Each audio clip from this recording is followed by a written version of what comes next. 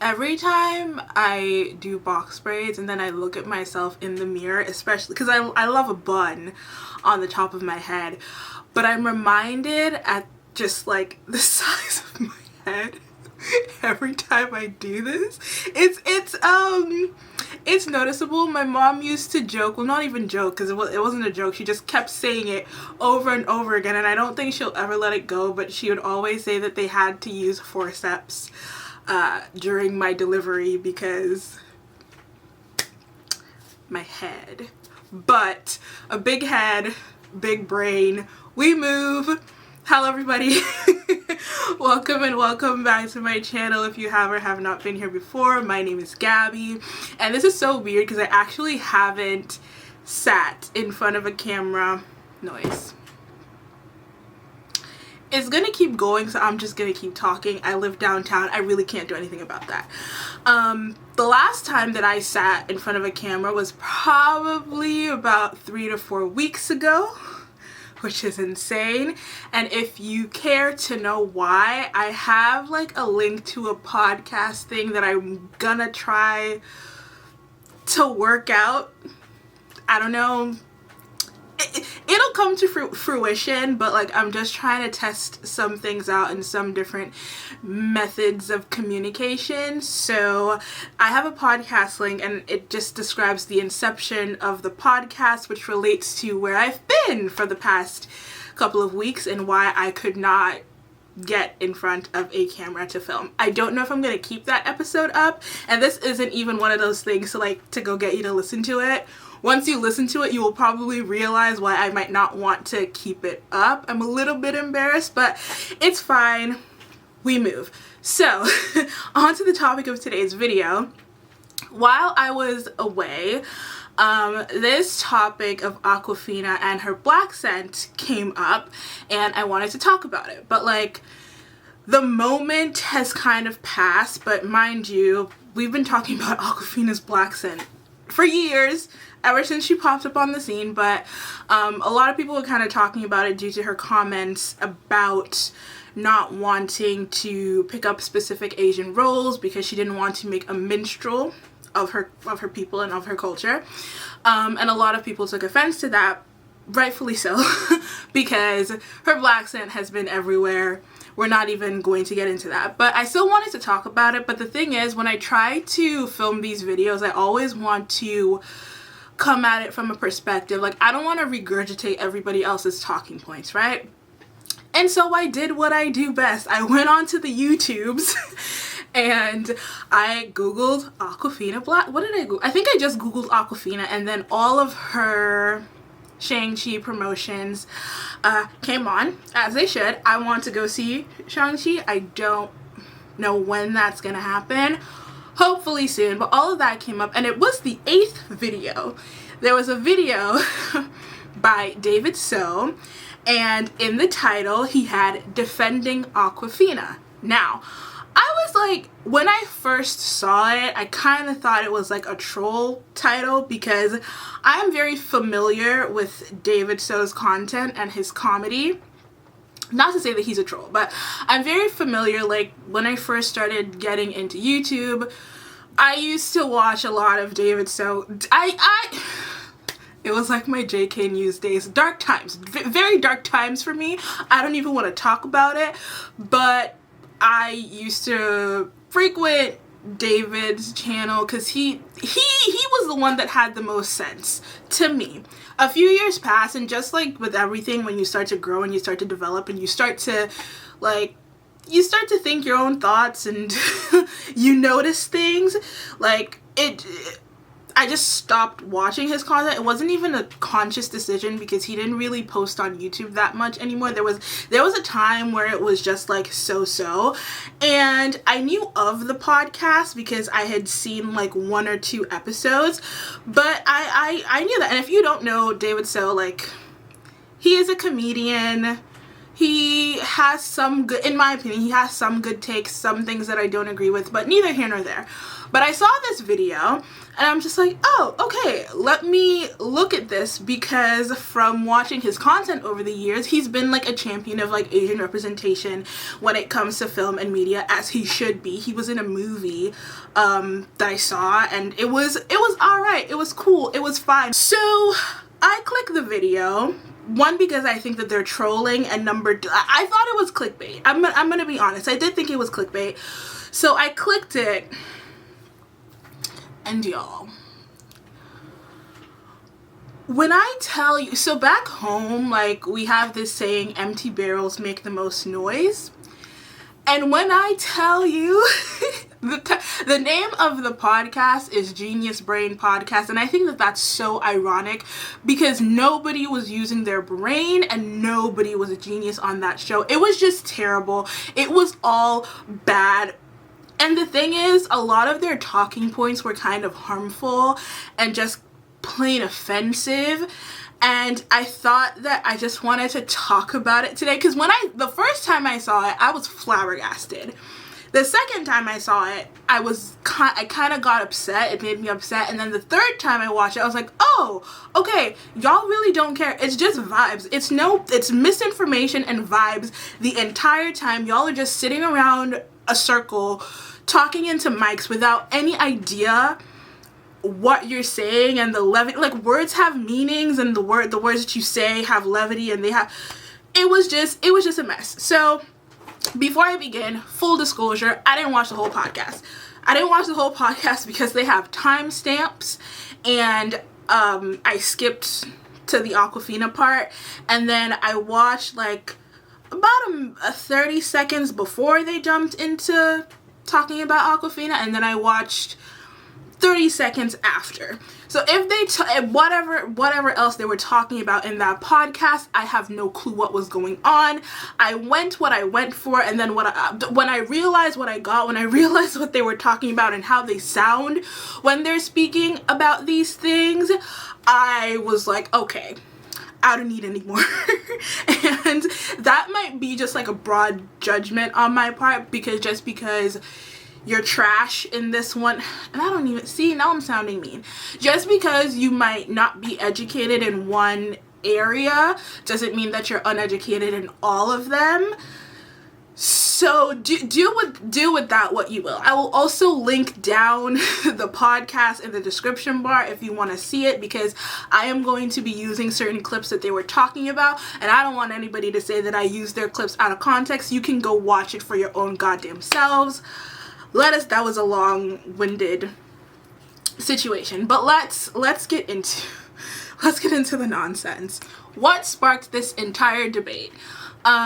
David starts off by saying that what prompted this segment in my not even in my mind, it's because he said this. He saw a tweet on Twitter from this Asian girl, and she was essentially saying, when are we going to talk about Awkwafina's blaccent and how she makes a mockery out of black people? And this got him so upset and so enraged that he had to come on his podcast, as he should. It's his podcast. He can say whatever he wants to. But he wanted to go on his podcast and talk about this with the two other people there. And I'm not trying to be rude. I don't know their names, so please. So he said that, so he saw this tweet from this young girl, which is kind of, and it made him mad, but as I said before in the intro or whatever, people have been talking about Awkwafina's blaccent for years, but anyways, we move. He makes this stupid comment, and I should have known as soon as he made this comment that I should have stopped watching, so half of this is my fault as to why I'm upset. But he said, oh, well, if Awkwafina has a blaccent, why the fuck are you typing this in English? You should be typing this in Mandarin Chinese. ... Why are you using the language of the imperial colonizer? And it was on Twitter where this young Asian girl was like, how are we not going to talk about Awkwafina doing a blaccent and making a mockery of like black culture? And in my mind, I'm like, you know, she's like from like the Bronx or some shit. She's like from New York. What the fuck are you talking about? Exactly, man. It's or like Queens. Yeah. When you grow up in a certain environment and you're around a group of people who have the same type of accent, you're gonna have the same accent. That's what I want to ask this lady who tweet, because she's Asian. Uh-huh. I was like, why are you not writing this in fucking like Chinese? How fucking dare you with your white scent? Yeah, exactly. You know what I mean? How fucking dare you? Better fucking say the same shit in fucking Chinese and speak it to me in Mandarin or Cantonese or Fujianese. Yeah. I don't hear you. What are you talking about? Yeah. When he said that, I had to sit back and I had to just think. I had to think about a lot of things, and the first thing that popped up into my head is that y'all really don't read. And when you don't read, you end up saying these things. And I don't even mean like academic reading like as to why you would say something like that, but y'all just don't read in general. Because that is such an ignorant statement to make that it borderlines being racist. So let's get into it. First of all, let's just talk about the English thing, because this annoys me. That's one of the things that annoyed me the most. Let's talk about English. Why is English one of the most widely spoken languages in the world? Back in the day, not even back in the day, you could argue, there used to be something called the British Empire. And then the British Empire would go around raping, pillaging people, destroying their cultures, imposing British culture on other people. That is what happened. In certain colonies, the people native to those regions were able to keep their language, and they were able to still speak in their language. But what had happened was, in order to be educated, in order to get an education, this was provided in English. So that's one of the reasons as to why English is spoken widely today, because of the British Empire. This is why even today we still have this racist ideal that if you can't speak English, or if you don't know English well, you are uneducated. That stems from that. And then after the British Empire, if we want to get into post-war America, where they were trying to export American culture in order to cultivate soft power around the globe, people ended up where America became one of the largest markets of social and cultural exports, and a whole bunch of stuff. English kind of was a byproduct of that. English was an export. There are levels to this shit. So when you make ridiculous statements like that, it means something. I don't know why they were coming at this poor girl. Like, this just made me mad too. Like, I don't know why they were coming at this poor girl for any of this. Now we get into point number 2, where I think that they were just very confused. So they kept saying that individuals are a byproduct of their environment. 100%, that is completely true. A lot, your culture, the people who you grow up around, it defines who you are as an individual. In my first year of university, my sociology class, I had to write an essay about how my upbringing, or the culture that I was brought up in, how that contributed to some of the things that I thought. So that is completely true. But then it got weird.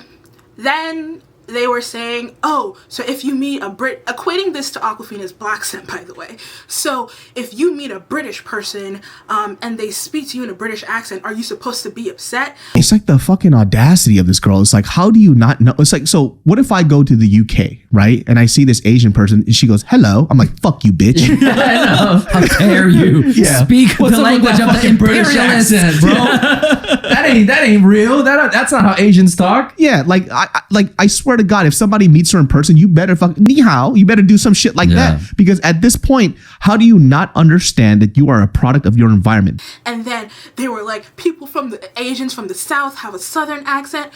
Nobody said anything about that. And that is what I don't quite understand, because I would say that they lost the plot of the movie, but at this point you haven't even gotten to the movie theater in order to see the movie. We're at one theater and you're still looking for directions on how to get here. Nobody said that. I think what they were trying to get at, and this part is me putting words in their mouth, they didn't directly say this, but I watched it like 3 times, so I'm assuming, if I had to come up with a thesis statement, I'm assuming that this is what they were trying to get to, but they just kept talking in circles. So I think that by people saying that Awkwafina has a black scent, I think that they equated that to people saying that Asian women are supposed to be submissive and subservient, all of these harmful stereotypes that have been crafted around Asian women.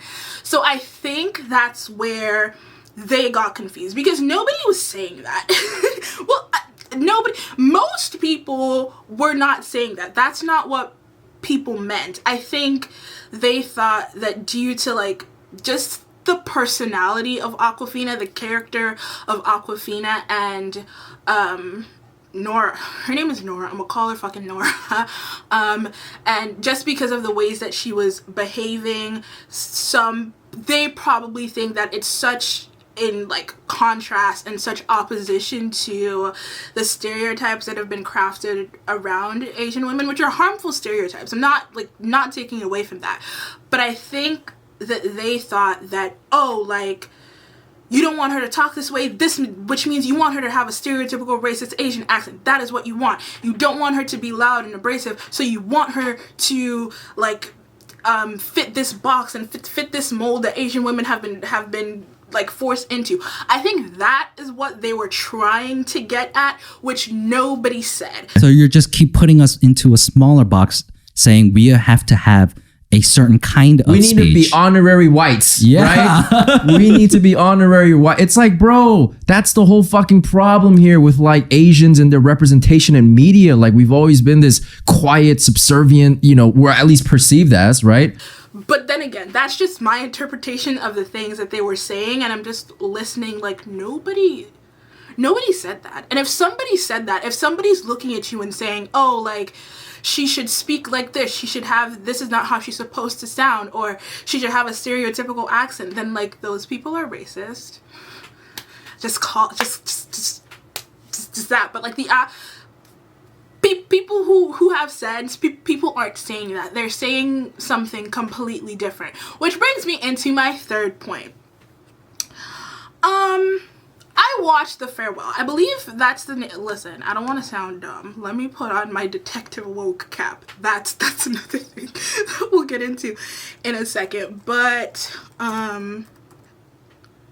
yes, The Farewell, directed by Lulu Wang. I watched The Farewell, and she was amazing in it. But you know what? Instead of me celebrating the fact that she was the first Asian woman, that's fucked up in and of itself, but she was the first Asian woman to win a Golden Globe for Best Actress in a Motion Picture and or musical. Instead of celebrating that fact, I had to sit back and say, Awkwafina is nowhere to be found when you're out here doing these red carpet interviews. The accent is like, the accent isn't here. So what's going on, Nora?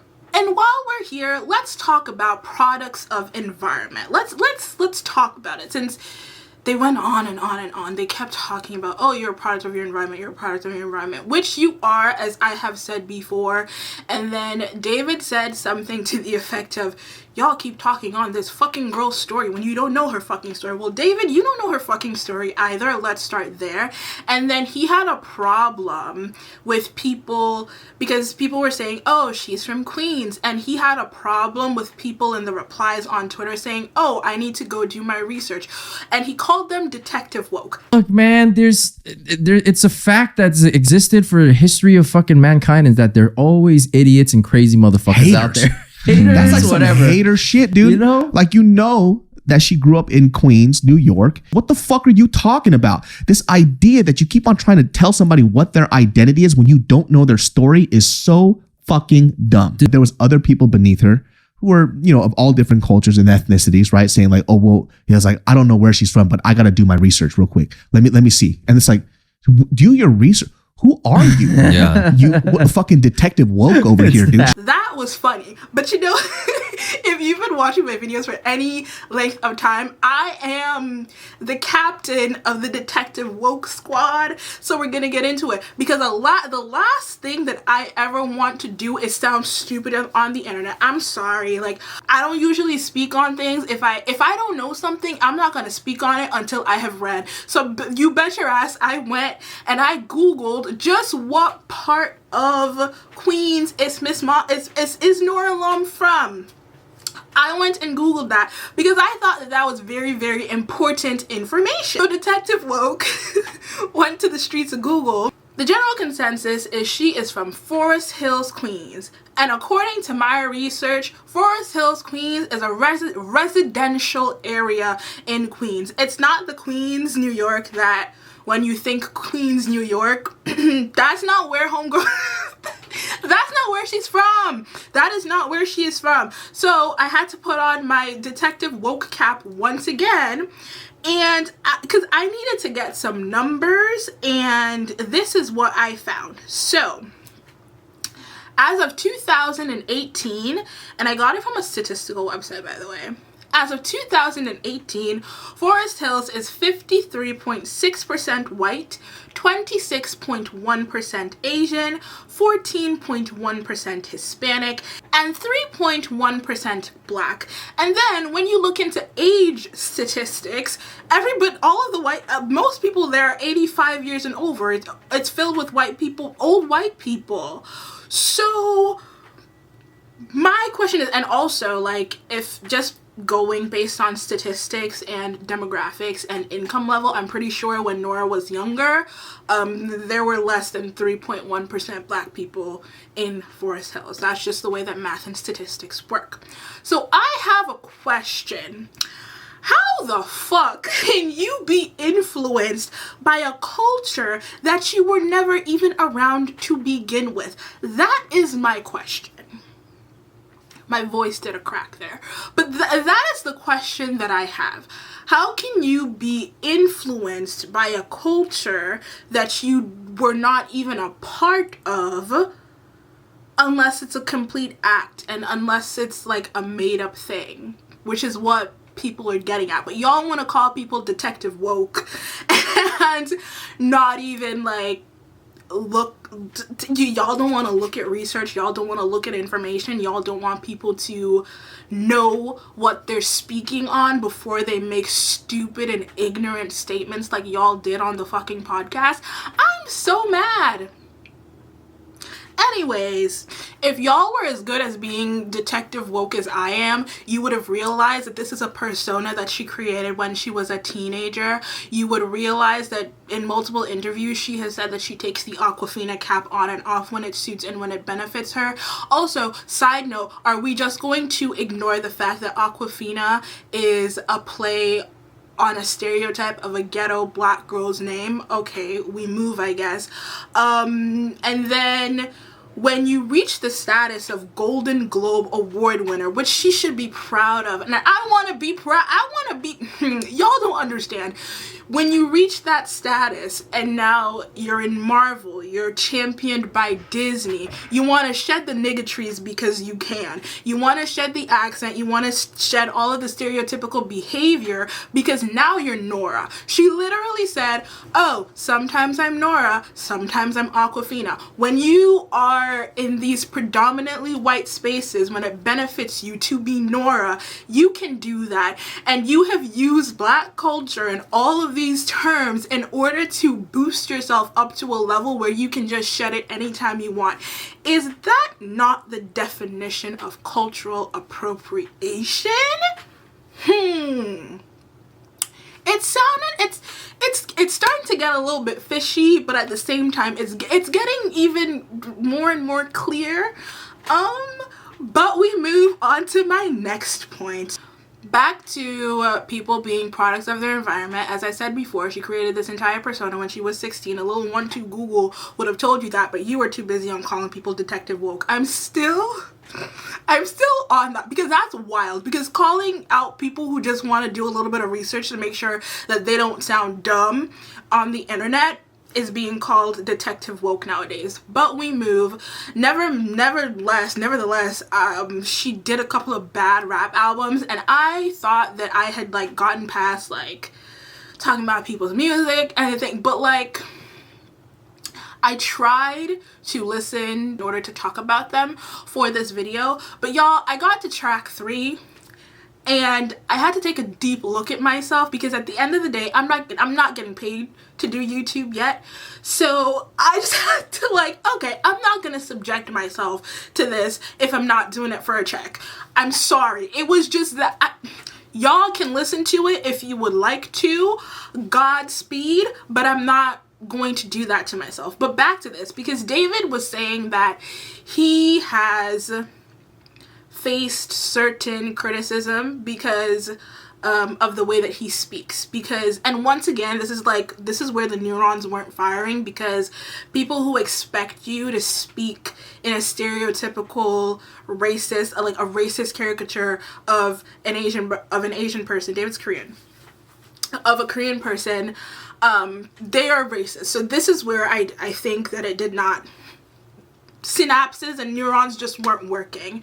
People who expect that of you are just fucking racist, right? As I said before, I followed David for a little while now. David grew up in Sacramento, and because Detective Woke, once again, I had to look. David, you're cool. But the thing that you lack is a lot of self-awareness, because you've sounded the same for the past 10 fucking years, bro. Like, you've sounded how you sound. He mentioned Tim Changtarangsu. He also faced criticism because of the way that he speaks. Tim has sounded the same for however long Tim has been doing what he's doing. That is the way that that's the way that you guys speak, and that's fine. Nobody's talking about that. Nobody can, like, and I can see how you might face some criticism because of that, just because of people who don't know what they're talking about. The general, like, nobody cares. You did not reach a certain level of fame and success and then decide, oh, I'm gonna I'm sick of talking black right now. Like, I'm just so tired of this. Let me talk like a regular person. And the thing is, while watching The Farewell, you can tell the difference between Nora and Awkwafina, because when she's on red carpets, when she's doing all of these things, the way that she was acting and her accent in the film, it does sound like a New Yorker accent. I think you don't need to be from New York to know what a New York accent sounds like, but that's how she sounded. That's how she speaks. David, you've never sounded like Awkwafina. You just sound like you. Like, even when I hear you speak, when I hear you talk, oh, and you were saying that people had to point it out to you, but once again, I just think that those people are just uneducated and kind of somewhat racist, that to have this notion to think that, oh, this is the way that Asian people are supposed to talk. I don't know. You have sounded the exact same. Tim has sounded the exact same. Nora puts on and takes off Awkwafina whenever she sees fit, and that is the issue. That is a problem. And this is not the point that I wanted to make, but I caught myself in the viewfinder just now, and I look very pretty. I just had to make sure that everybody knows that I think that I look pretty today. The next thing that pissed me off, and here's the thing, because you think you know things, but you really don't know anything. And if you use Google, because Google is a free service, relatively free if you have the internet, but that's not this video. If you were not too scared of being called a Detective Woke, then you would have known this. So they said this. But what's the term that you have where, like, black people in the workplace have to put on a white accent? It's like the code switching thing. Code switching, Yeah. right? Yeah. It's like, then what is that? Reverse code switching, saying, hey, you have to sound whiter than that. You know? I was like, look at this guy getting rid of his blaccent. And I know, because code switching, first of all, let's read what code switching is, because as I said before, I don't like sounding and or looking stupid, and that keeps me from doing a lot of things. But at the end of the day, it's just it's gonna be what it is, because no, and especially like other people, like I'm making a video right now, I think that it's necessary to educate the people, right? So if you do not know what code switching is, I'm reading this from Harvard Business Review, by the way. And it states, and I will put it up on the screen so you can read along with me. Broadly, Code switching involves adjusting one's style of speech, appearance, behavior, and expression in ways that will optimize the comfort of others in exchange for fair treatment, quality service, and employment opportunities. Research suggests that code switching often occurs in spaces where negative stereotypes of Black people run counter to what are considered appropriate behaviors and norms for a specific environment. For example, research conducted in schools suggests that Black students selectively code switch between standard English in the classroom and African American vernacular English with their peers, which elevates their social standing with each intended audience. We also see examples of guidelines encouraging Black people to code switch to survive police interactions, such as acting polite and respectful when stopped, and avoiding running even if you are afraid. How dare you? How dare y'all? When they said, oh, reverse code switching, what happened to your blaccent, telling Black people what happened to your blaccent, I've never felt such, I don't even want to say rage, because these people don't know me, I don't know them, and I don't like having people have that kind of like effect over me, especially if I don't know them. But that was the part that completely angered me to the point of like, what the fuck are you talking about? Why would you say that? Why would you equate a survival tactic that Black people have had to adopt to compare it to Awkwafina wanting to use a blaccent to further her career? Is this what we're doing? Is this the kind of content that we feel comfortable sitting in front of a mic with our friends? Is this the kind of thing that, like, is this what we're doing? Do we not realize that words have meanings and the things that you say? People are listening to you. People are listening to you. Oh, God.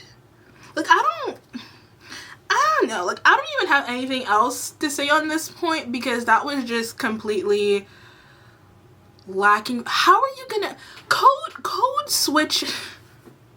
Like, what?